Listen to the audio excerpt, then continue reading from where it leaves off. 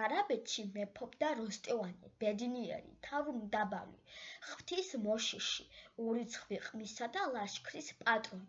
სამართლიანი და ყოველთვის გამარჯვებული მეფე როსტევანი თვითონ სწორუპოვარი მეომარი იყო და აგრეთვე ენათწყლიანი მოსაუბრე. როსტევანს მხოლოდ ერთადერთი ასული ჰყავდა, რომელიც სილამაზით მნათობებს აჭარბებდა. მნახველებს გულს, გონებასა და სულს წარსტაცებდა მეფის ასულის უბადლო მშვენება.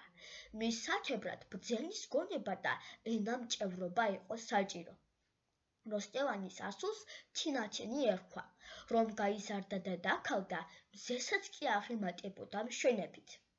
მეფემ მოიხმო თავის ვეზირები და მათთან ერთად დაიწყო თათბირი თინათინის გამეფების თაობაზე. ვეზირებმა ჯერ დაამშვიდეს მეფე, რომ მისი სიბერეზე ფიქრი ნაადრევი იყო, მაგრამ არჩევანიც მოუწონეს. თუცა ქალია ხელმწიფეთ, მართ ღმრთისა და ნაბადია, არ გათნევთ იცის მეფობა, უთქვენოთ გვითქვამს კლადია. შუქთა მისთაებ საქმეცა, მისი მზებრგანა ცხადია, ლეკვი ლომისას სწორია, ძოიყოს თუნდა ხვადია.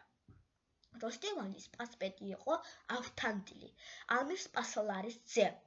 მას წერწეტი ტანი ჰქონდა და ულამაზესი სახე.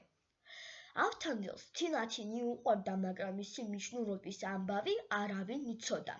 თინათინის გამეფების ამბავი რომ გაიგო, გაიხარა ავთანდილმა, რადგან ამის შემდეგ მას ხშირად მოუწევდა თავისი მიჯნურის ხილვა.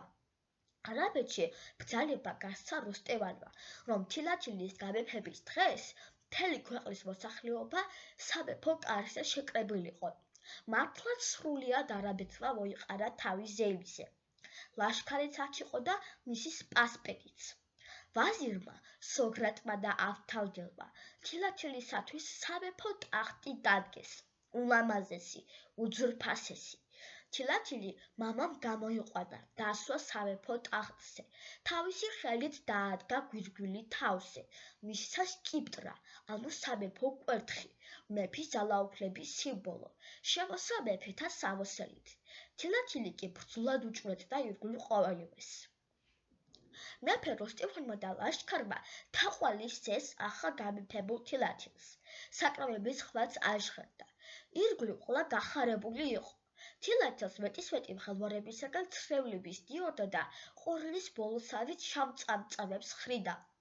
უგუგდეს და თაყვანი სცეს მეფემან და მისთა სპარსთა. დალოცეს და მეფედ დასვეს, ქება უთხრეს ხვაგლით სხვათა. ბუყსა ჰკრეს და წილწილანი, დაატკბობდეს მათთა ხმათა. ქალი ტირს და ცრემლსა აფრქვევს, ყრის ყორნისა ბოლო ფრთათა. მეფე როსტევანი ასულს არიგებდა და ურჩევდა, უხვი ყოფილიყო, რადგან ორგულნი და მოღალატენიც კი მორჩილებას გამოუცხადებდნენ ამ შემთხვევაში. მხოლოდ სიცოცხლეში უხვად გაცემული სიმდიდრე დამკვიდრებს ადამიანს სამუდამო სასუფეველს სიკვდილის შემდეგ. მეფეთა შიგან სიუხვე, ვით ედემს ალვა რგულია, უხსა მორჩილობს ყოველი, იგიცა ვინო რგულია, სმაჭამა დიდად შესარგი, დება რასავა რგულია, რასაცა გასცემ შელია, რაც არა დაკარგულია. თინათინი ბრძოლად უსვენდა მამას და ამგვარი წუთლა არ ბეზრდებოდა. მეფეც მღეროდა და ილხელდა. თინათინის სილამაზე მზესაც კი აღემატებოდა ამ დროს. ამა მამისა სწავლასა, ქალი ბრძნად მოისმინებდა. ყურსა უპყრობდა, ისველდა, წუთასა არ მოიწყილებდა. მეფეს მასა და მღერასა იქმს მეტად მოუხილებდა. თინათილ მზესა სწულობდა, მაგრამ მზე თინათილებდა. თინათილმა ამის შემდეგ უბრძალა თავის ერთგულ გამზრდელს მოერთმიათ მისთვის უფლისწულობაში, ბავშვობასა და ქალიშვილობაში დაგროვებული სიმდიდრე. მართლაც მიუტანეს ახალ გამეფებულ თინათელს მისი საგანძური, რომელიც უხვად, უზომოდ, უანგარიშოდ გასცა. იმ დღეს თინათილმა ყველაფერი დაარიგა, რაც კი უფლისწულობაში დაეგროვებია. ისე რომ სრულიად გაამდიდრა, ავსო მცირელიც და დიდებულიც. თილათილმა ამასთანავე ბრძალა, რომ იგი ამგვარად იქციოდა მამის დარიგებისამებრ, ამიტომ არავის გარდა მისი საჭურჭლის საგანძურის დავალვა.